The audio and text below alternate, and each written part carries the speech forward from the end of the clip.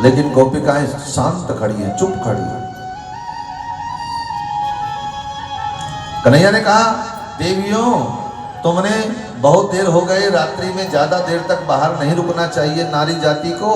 नारी जाति का जीवन बड़ा पवित्र होता है, इसलिए तुम जाओ वापस। फिर भी गोपिकाएं चुप खड़ी हैं। कन्हैया ने कहा, देवियों तुम बोलती क्यों नहीं हो? मैं तुमसे ही कह रहा हूं, जाओ वापस, अपने अपने पतियों की सेवा करो। गोपिकाएं मन ही मन पूछ रही हैं, ये कैसा भगवान है? पहले तो बुलाता है बांसुरी में नाम लेकर और फिर कहता है अपने अपने पति की सेवा करने चले जाओ। लेकिन तब भी नहीं बोली तो कन्हैया ने कहा, देवियों मुझे लगता है तुमको कहानी सुनानी पड़ेगी। तब भी शांत खड़ी रही। कन्हैया ने कहा, अच्छा सुनो कहानी।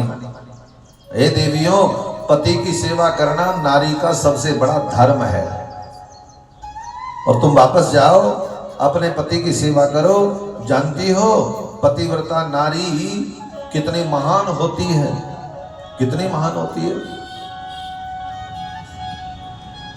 पतिव्रता नारी का यश गान हमारे शास्त्र, धर्म शास्त्र हमेशा गाते आए। युगों युगों से पतिव्रता नारी को सम्मान मिलता आया। युगों युगों से न पतिव्रता नारी को देवता लोग भी उसका अभिनंदन करते हैं। जो पतिव्रता नारी संसार से जाती है तो देवता के, देवलोक के देवता भी फूलों की वर्षा करके उसका स्वागत करते हैं। जिसने जीवन में और व्रत किए नहीं किए, पर एक व्रत जरूर किया हो, कौन सा? एक ही व्रत एक ही नेमा, मन कर्म वचन पति पद प्रेमा। मन से, कर्म से, वचन से पति के चरणों की सेवा जिसने की हो। देवियों, एक पतिव्रता नारी की कहानी सुनाता हूं। वो महान पतिव्रता नारी थी, अपने पति को देवता, गुरु, भगवान सब कुछ अपने पति को मानती थी। पति सुबह स्नान करके, भोजन करके, टिफिन लेकर के चला गया। उस पतिव्रता नारी ने देखा कि दोपहर को ही, जो शाम को आना था पति, वो दोपहर को आ गया। दरवाजे पर देखा उसने पतिदेव खड़े हैं। हतप्रभ होकर के धर्म पत्नी पतिव्रता नारी ने पूछा, आप तो आज दोपहर को ही आ गए, शाम को आने थे, क्या बात है? पति ने कहा, देवी क्या बताऊं, आज मेरा स्वास्थ्य ठीक नहीं है। अच्छा आओ, आप लेट जाओ, आराम करो और ठीक हो जाओगे। अब वही चारपाई पड़ी थी, चारपाई पर दोनों बैठ गए और उस पत्नी ने देखा कि पतिदेव लेटेंगे तो उसने अपने हाथ का ही तकिया बना दिया। अपने हाथ के तकिए का सहारा देकर के पति को लेटा दिया। पति को नींद आ गई। उधर दूसरी चारपाई पर उसका एक छोटा सा 1 साल 1.5 साल का बच्चा, 2 साल का बच्चा लेटा हुआ था। ये पतिव्रता नारी ने क्या देखा कि थोड़ी देर के बाद वो जो बच्चा है वो चारपाई से नीचे गिर गया। लेकिन इसने सोचा, अगर मैं हाथ पति के सर के नीचे से हाथ निकालूंगी तो इनकी नींद टूट जाएगी, और मैं नहीं चाहती कि मेरे रहते हुए मेरे पति को जरा सा भी कष्ट हो। बच्चा गुड़लियों के बल चल करके जो है घिसटता घिसटता जाने लगा। दूसरी तरफ उधर जा रहा था जिधर आग, एक हारा होता है जमीन में गड़ा हुआ, जमीन में बनाया हुआ होता है, उसमें आग दबी होती है, राख उसके ऊपर होती है। तो वो हारे की तरफ जब जाने लगा बच्चा, तो पत्नी सोचने लगी क्या करूं, उधर बच्चा जा रहा है, कहीं कहीं हारे में ना गिर जाए, आग में ना गिर जाए, लेकिन पति की नींद खराब ना हो जाए, कष्ट ना हो। और हे गोपिकाओं, जब वो बच्चा जाकर के उस अग्नि के हारे में गिर गया, आखिर माँ थी, कब तक सहन करती। उसके अंदर, उसके मुख से चिल्लाहट निकली, एक चिल्लाई जोर से, हाय मेरा बच्चा। जैसे ही वो चिल्लाई, उसके पति की भी आंखें खुल गई और दोनों पति पत्नी दौड़े, आग से भरे हुए उस हारे में से बच्चे को निकाला तो क्या देखा, बच्चे का बाल भी बांका नहीं हुआ। पतिव्रता नारी के प्रताप से आग में गिरा हुआ बच्चा भी सुरक्षित निकल गया, उसकी पवित्रता के कारण। इसलिए हे गोपिकाओं, जाओ अपने अपने पतियों की सेवा करो। पति ही नारी धर्म के लिए सबसे बड़ी धर्म है, पति की सेवा करना। इस समय रात्रि में तुम्हारा यहाँ रहना ठीक नहीं है। सुन लो कान खोल करके, जो भगवान कृष्ण के ऊपर उंगली उठाते हैं, लाछन लगाते हैं, सुन लो ध्यान से जरा, ये मेरे शास्त्र में वर्णन है। वो सुनाने वाले की गलती है कि क्या सुना रहा है, उसने कुछ गड़बड़ सुना दिया। रासलीला क्या है? भगवान ने कहा देवियों जाओ नारी धर्म का पालन करो, क्योंकि मेरे भारत देश में लोहमुद्रा, सावित्री, सती अनुसुईया जैसी महान नारियां हुई है।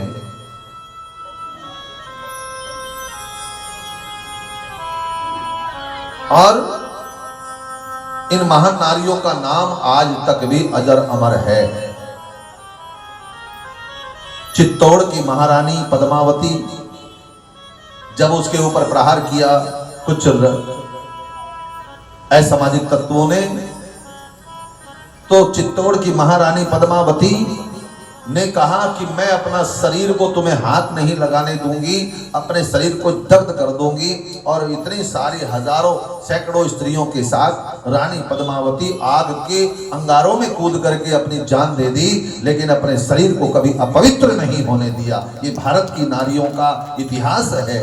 भारत की नारी के पास सबसे बड़ी दौलत है उसकी पवित्रता।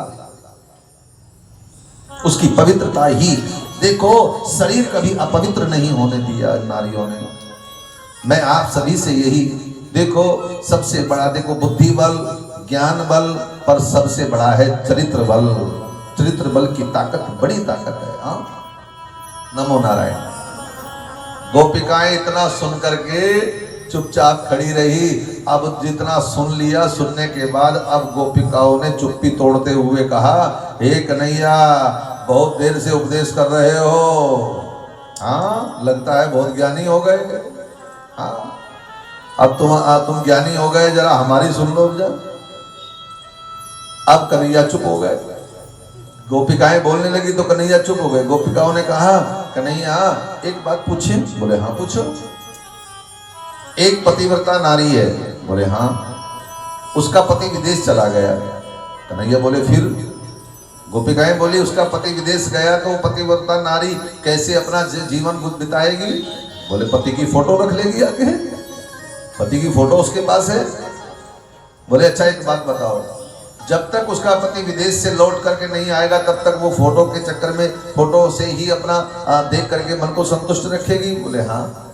अब ये बताओ, दरवाजे पर उसका पति आ गया विदेश से लौट करके, क्या वो फिर भी फोटो को ही गले लगाएगी क्या? कन्हैया बोले ये कैसी बात कर रही हो? बोले हाँ मैं पूछ रही हूँ, बोलो बोलो बोलो तो सही। कन्हैया बोले जब असली आ गया तो फोटो का क्या करे?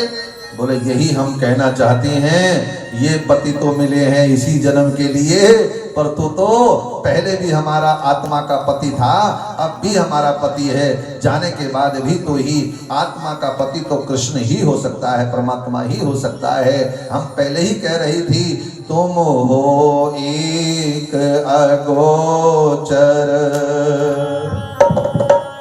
सबके प्राणपति,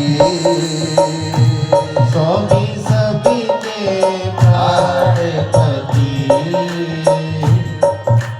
किस विध मिलऊं दयालु, किस विध मिलऊं दयालु, तुमको मैं तुम दी,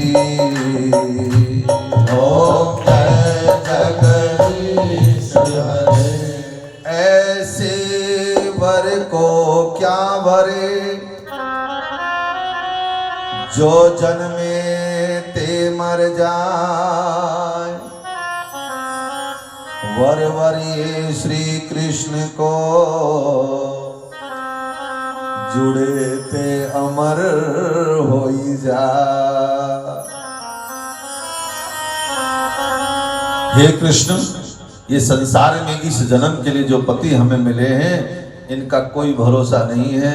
कब ये हमें छोड़ करके चले जाएं या हम इन्हें छोड़ करके चले जाएं, कब हमें विधवापन देखना पड़े, ऐसा वैधव्य देखना पड़े, कोई भरोसा नहीं है। और आजकल वालों का तो कोई भरोसा नहीं है, ये तो कब तलाक का मुकदमा चालू कर दें इनका पता ही नहीं। और हे कृष्ण, तुम अगर हाथ पकड़ोगे तो हमारा भरोसा है कि कभी हाथ नहीं छोड़ोगे। जब कोई नहीं आता मेरा श्याम आता है, तुम हाथ नहीं छोड़ोगे। इसलिए हम इन संसार के प्राणियों को हाथ नहीं दे